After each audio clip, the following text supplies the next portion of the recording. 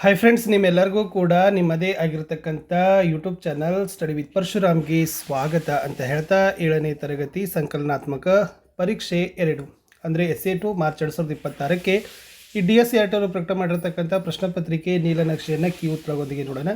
Already ಇದಕ್ಕಿಂತ ಮುಂಚೆ ನಾನು 7th ಕನ್ನಡ ಪೋಸ್ಟ್ ಮಾಡಿದ್ದೀನಿ, SS ಪೋಸ್ಟ್ ಮಾಡಿದ್ದೀನಿ, ಇಂಗ್ಲೀಷ್ ಪೋಸ್ಟ್ ಮಾಡಿದ್ದೀನಿ, ಹಿಂದಿ ಪೋಸ್ಟ್ ಮಾಡಿದ್ದೀನಿ.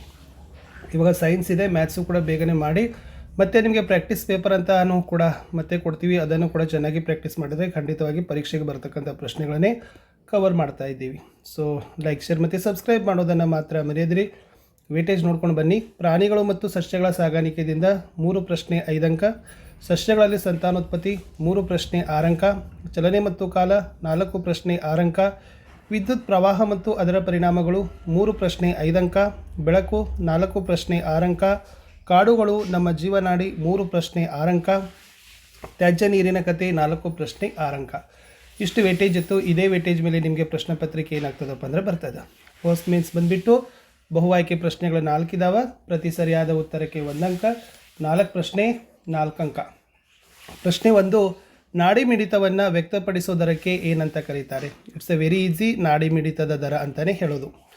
ಪ್ರಶ್ನೆ 2, ವೃತ್ತಿಯ ಪಥದಲ್ಲಿ ಚಲಿಸ್ತಕ್ಕಂಥ ಒಂದು ವಸ್ತು ಎ ಬಿಂದುವಿಂದ ಆರಂಭಿಸಿ ಪುನಃ ಎ ಬಿಂದುವಿಗೆ ಮರಳಿದರೆ ಅದರ ಚಲಿಸಿದ ದೂರ ಅಂತ ಕೇಳಿದ್ದಾರೆ. ಸೊ ಈ ಥರ ಏನಾಗ್ತದಪ್ಪ ಅಂದರೆ ಅದು ವೃತ್ತಿಯ ಪಥ ಅಂತ ಇರ್ತದೆ. ಓಕೆನಾ? ಸೊ ಅವಾಗ ಇಲ್ಲಿಂದ ಪ್ರಾರಂಭವಾಗಿ ಮತ್ತೆ ಇಲ್ಲಿಗೆ ಬಂದರೆ ಎಷ್ಟಾಗಿರ್ತದೆ ಅಂತ ಕೇಳಿದರು. 2πr is the right answer. ಪ್ರಶ್ನೆ 3, ಈ ಚಿತ್ರದ ವಿದ್ಯುತ್ ಮಂಡಲದಲ್ಲಿ ಸ್ವಿಚ್ನಂತೆ ಯಾವ ವಸ್ತುವನ್ನು ಬಳಸಲಾಗಿದೆ ಅಂತ ಕೇಳಿದ್ದಾರೆ. ಮಂಡಲ ನೋಡಿದರೆ ನಿಮಗೆ ಗೊತ್ತಾಗ್ತದೆ.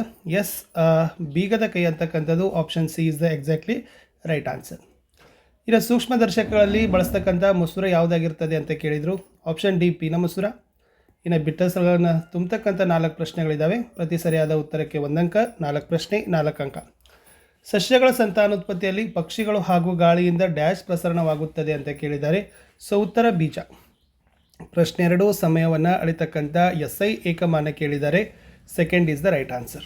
ಇನ್ನು ಕಾಡುಗಳು ಡ್ಯಾಶ್ನ ಸವೆತವನ್ನು ತಡೆಗಟ್ತವೆ ಅಂತ ಕೇಳಿದ್ದಾರೆ. ಸೊ ಕಾಡುಗಳು ಮಣ್ಣಿನ ಸವೆತವನ್ನು ತಡೆಗಟ್ತವೆ ಅನ್ನೋದನ್ನು ಬರೀಬೇಕು.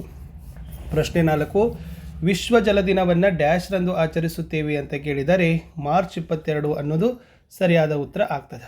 ಇನ್ನು 1 ಅಂಕದ ಪ್ರಶ್ನೆಗಳು 4 ಇದ್ದಾವೆ. 4 ಪ್ರಶ್ನೆ 4 ಅಂಕ. ಪ್ರಶ್ನೆ 1, ಹೂವಿನ ಗಂಡು ಸಂತಾನೋತ್ಪತ್ತಿಯ ಭಾಗ ಯಾವುದು ಅಂತ ಕೇಳಿದ್ದಾರೆ. ಕೇಸರ. ಬೆಳಕಿನ ಮೂಲ ಯಾವುದು? ಸೂರ್ಯ ಇಸ್ ದ ರೈಟ್ ಆನ್ಸರ್. ನಾವು ತ್ಯಾಜ್ಯಗಳನ್ನು ಜಲಮೂಲಗಳಿಗೆ ಎಸೆದರೆ ಏನಾಗ್ತದೆ ಅಂತ ಕೇಳಿದ್ದಾರೆ. ಸೊ ಎಸೆದರೆ ಅದನ್ನೇ ಜಲಮಾಲಿನ್ಯ ಉಂಟಾಗ್ತದೆ ಅನ್ನೋದು ಈಸಿ ಇತ್ತು. ಇನ್ನು ಮರಗಳಿಂದ ದೊರೆಯತಕ್ಕಂಥ ಯಾವುದೇ ಒಂದು ಉತ್ಪನ್ನವನ್ನು ತಿಳಿಸಿ ಅಂತ ಕೇಳಿದ್ದಾರೆ. ನಮಗೆ ಕಟ್ಟಿಗೆ ಸಿಗ್ತದೆ, ಹಣ್ಣುಗಳು ಸಿಗ್ತವೆ, ಔಷಧಿ ಸಿಗ್ತದೆ, ಅಂಟು ಸಿಗ್ತದೆ. ಓಕೆನಾ? ಸೊ ಇದನ್ನು ನೀವೇನು ಮಾಡ್ಬೋದಪ್ಪ ಅಂದರೆ ಬರಿಬೋದು. ಇನ್ನು 2 ಮಾರ್ಕರ್ ಕ್ವಶನ್ 10 ಇದ್ದಾವೆ. So each question carry 2 mark, total 20 mark. ಅಪದ ಮನಿ ಮತ್ತು ಅಭಿದ ಮನಿಗಳ ನಡುವಿನ ವ್ಯತ್ಯಾಸವನ್ನು ಪಟ್ಟಿ ಮಾಡಿ ಅಂತ ಕೊಟ್ಟಿದ್ದಾರೆ. ಅಪದ ಮನಿಗಳು ರಕ್ತವನ್ನು ಹೃದಯದಿಂದ ಹೊರಕ್ಕೆ ಸಾಗಿಸುತ್ತವೆ. ಅಭಿದ ಮನೆಗಳು ರಕ್ತವನ್ನು ಹೃದಯದ ಕಡೆಗೆ ತರ್ತವೆ. ಅಪದ ಮನಿಗಳ ಗೋಡೆ ದಪ್ಪವಾಗಿರ್ತದೆ, ಅಭಿದ ಮನೆಗಳ ಗೋಡೆ ತೆಳ್ಳಗಾಗಿರ್ತದೆ. ಇನ್ನು ಮಾನವನ ವಿಸರ್ಜನಾಂಗವನ್ನು ಒಳಗೊಂಡಿರ್ತಕ್ಕಂಥ ಭಾಗಗಳು ಯಾವುವು ಅಂತ ಕೇಳಿದ್ದಾರೆ. ಮೂತ್ರಪಿಂಡಗಳು, ಮೂತ್ರನಾಳಗಳು, ಮೂತ್ರಾಶಯ ಮತ್ತು ಮೂತ್ರದ್ವಾರ. ಸಮರೂಪದ ಚಲನೆಯು ಪ್ರಯಾಸವಲ್ಲದ ಚಲನೆ ಅಂತಾರೆ ಏಕೆ ಅಂತಕ್ಕಂಥ ಪ್ರಶ್ನೆ ಇತ್ತು. ಸಮಾನ ಸಮಯಾಂತರಗಳಲ್ಲಿ ಸಮಾನ ದೂರವನ್ನು ಕ್ರಮಿಸಿದರೆ ಅದನ್ನೇ ನಾವು ಸಮರೂಪದ ಚಲನೆ ಅಂತಲೇ ಕರೆಯೋದು. ಇದರಲ್ಲಿ ವೇಗ ಸ್ಥಿರವಾಗಿರೋದ್ರಿಂದ ಹೆಚ್ಚು ಪ್ರಯಾಸವಾಗುವುದಿಲ್ಲ, ಅದಕ್ಕೆ ಅದನ್ನೇ ಪ್ರಯಾಸವಲ್ಲದ ಚಲನೆ ಅಂತಲೇ ಕೇಳ್ತಾರೆ. ಇನ್ನು ಒಂದು ಸೈಕಲ್ 20 ನಿಮಿಷಗಳಲ್ಲಿ 5 ಕಿಲೋಮೀಟರ್ ದೂರ ಚಲಿಸಿದರೆ ಜವ ಕಂಡಿಡಿರಿ ಅಂತ ಕೇಳಿದ್ದಾರೆ. ಸೊ ಕೊಟ್ಟಿರ್ತಕ್ಕಂಥದ್ದು ದೂರ 5 ಕಿಲೋಮೀಟರ್ ಇದೆ, ಸಮಯ 20 ನಿಮಿಷ. ಇದನ್ನು ಗಂಟೆಗೆ ಪರಿವರ್ತಿಸ್ರಿ. 20/60 ಅಂದರೆ 1/3 ಗಂಟೆ.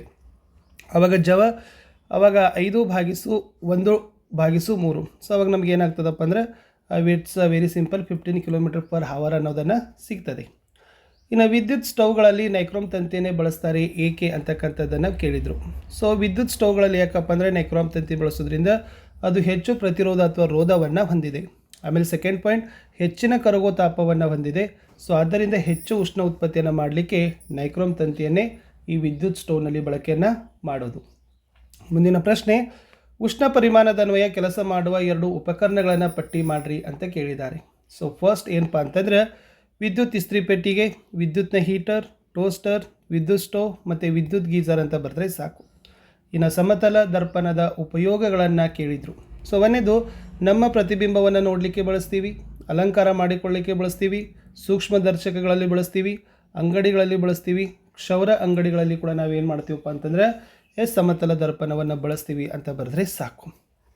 ಇನ್ನು ಈ ಸ್ಟೇನ್ಲೆಸ್ ಸ್ಟೀಲ್ ತಟ್ಟೆಯಲ್ಲಿ ಕಾಣುವ ಪ್ರತಿಬಿಂಬವು ನೇರ ಮತ್ತು ವಸ್ತುವಿನ ಗಾತ್ರದಷ್ಟೇ ಇರ್ತದೆ. ಏಕೆ? ಸೊ ಬಿಕಾಸ್ ಈ ಸ್ಟೇನ್ಲೆಸ್ ಸ್ಟೀಲ್ ತಟ್ಟೆಯು ಸಮತಲ ದರ್ಪಣದಂತೆ ಕೆಲಸವನ್ನು ಮಾಡ್ತದೆ. ಈ ಸಮತಲ ದರ್ಪಣ ನೇರ ಹಾಗೂ ವಸ್ತುವಿನ ಗಾತ್ರದಷ್ಟೇ ಪ್ರತಿಬಿಂಬವನ್ನು ಕೊಡ್ತದೆ ಅನ್ನೋದನ್ನು ಬರೆದ್ರೆ ಸಾಕು.